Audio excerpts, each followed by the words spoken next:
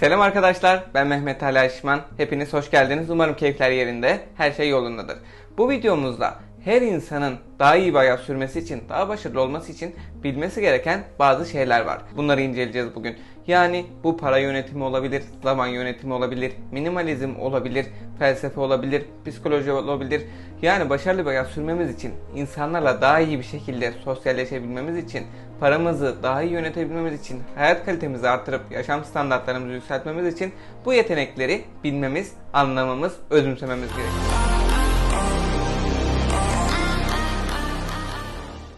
Bunlardan ilki girişimcilikle alakalı bir konu olan para yönetimi. Parayı hepimizin cebine gelip gidiyor. Ama önemli olan bu para nereden geliyor, nasıl geliyor, ben bunu nasıl tutabilirim ve asıl önemli noktaysa ben bunu nasıl çoğaltabilirim, ben paramla nasıl daha fazla para kazanabilirim, bunları doğru bir şekilde bilmemiz gerekiyor sevgili dostlarım. Parayı yönetemezsek uçup gidiyor bir kuş gibi.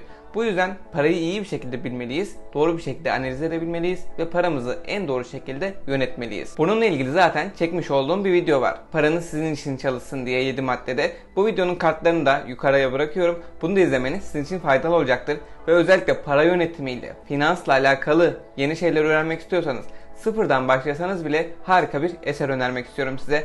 Robert Kiyosaki'nin Zengin Baba, Yoksul Baba kitabı. Bu tamamen finans dünyasına, paraya olan bakış açınızı değiştirecek ve gerçekten daha sağlam temeller üzerine bir para yönetimini ortaya koymuş olacaksınız sevgili dostlarım. İkinci sıradaysa borsa yatırımı var. Yani bu bir yatırım tavsiyesi değil. Borsaya yatırım yapın diye söylemiyorum bunu. Borsayı iyi bir şekilde anlamanız lazım. Çünkü aslında hayatta pek çok şey borsayla benzer.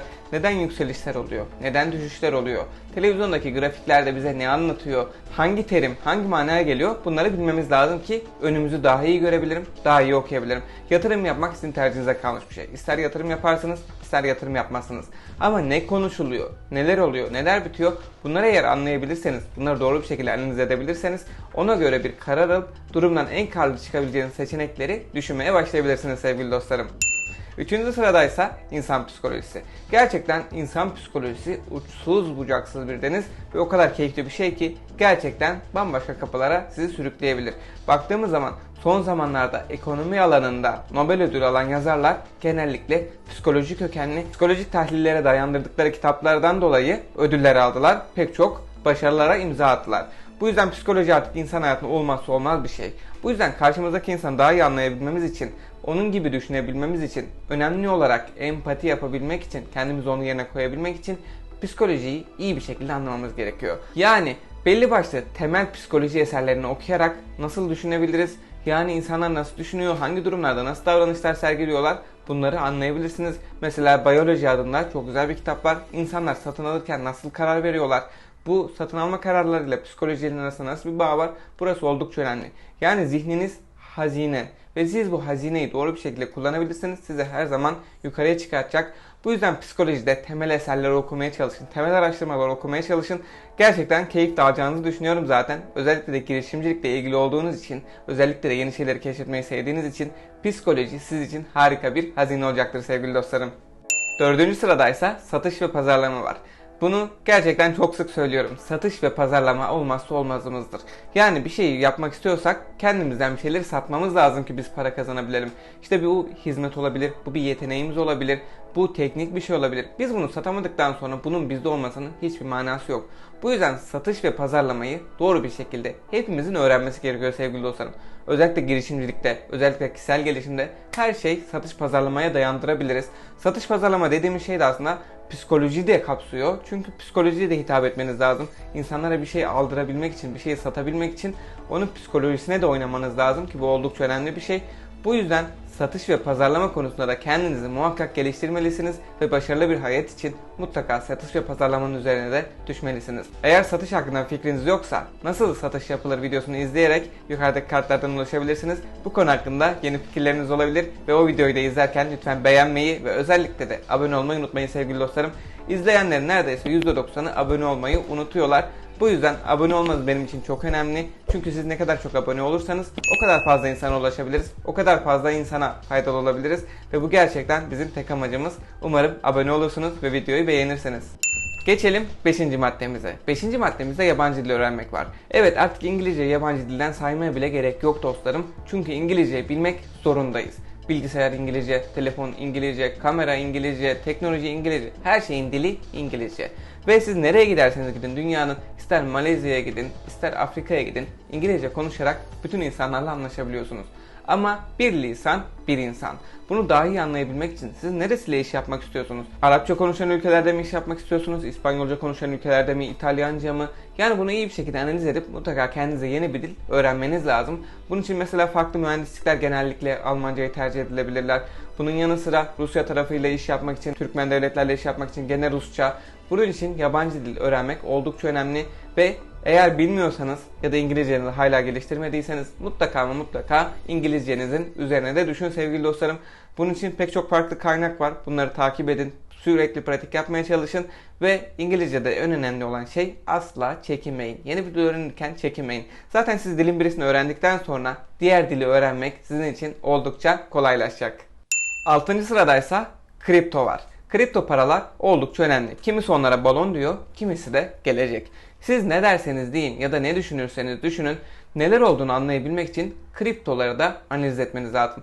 Bu kripto para sistemi nedir? Blockchain sistemi nedir? Bunlar gerçekten çok farklı şeyler. İçinde milyonlarca şey barındırıyorlar ve sadece hani bir para birimi olarak değil, pek çok farklı teknolojiyi de içine barındırıyor. Özellikle de blockchain teknolojisi. Bu yüzden mutlaka bunu araştırmanızı tavsiye ederim. Yatırım yapmak ya da yapmamak size kalmış bir şey. Ben burada yatırım tavsiyesi vermiyorum. Önemli olan geleceği anlayabilmek için ya da ona göre bir pozisyon alabilmek için dünyayı okumanız lazım. Global bir vizyon geliştirmeniz lazım sevgili dostlarım. Bu da nasıl olur? Farklı görüşlerle bakmak olur. Anlayabilmek için önce tanımalıyız, analiz etmeliyiz ve ondan sonrasa bir çıkarım yapabiliriz. Yani siz araştırmanızı yaptıktan sonra bu bir balondur ya da bu bir gelecektir diyebilirsiniz. Bu sizin tercihinize kalmış bir şey. 7. sıradaysa tarih ve felsefe var. Tarih gerçekten içerisinden çok ders çıkarılabilecek bir şey. Ve tarihinizi ne kadar iyi bilirseniz, tarihi ne kadar iyi analiz edebilirseniz geleceği de o kadar iyi yönlendirebileceğinizi ben düşünüyorum. Bu yüzden tarihten dersler alın, tarihi okuyun. Bu size her zaman fayda sağlayacaktır ve bunun yanında felsefe. Felsefe dediğimiz şey farklı bakış açılarına, farklı görüşlere pencere açmaktır. Ve siz bu pencereyi açtığınız zaman sürekli yeni şeyler öğrenebilirsiniz. Farklı açılardan düşünebilirsiniz. Daha önce düşünmediğiniz şekilde düşünebilirsiniz. Ve insanlara daha pozitif bir şekilde yaklaşabilirsiniz. Bu yüzden tarihten ve felsefeden asla çekinmeyin ve bunları okumaktan geri durmayın sevgili dostlarım.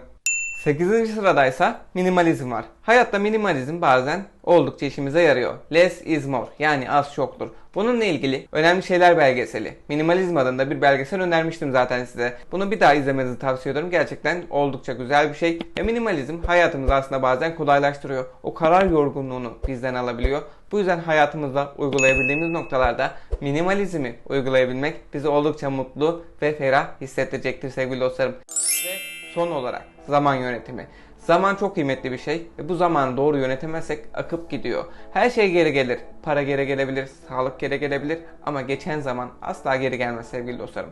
Bu yüzden özellikle bu genç yaşlarda zamanımızı doğru bir şekilde yönetmeliyiz.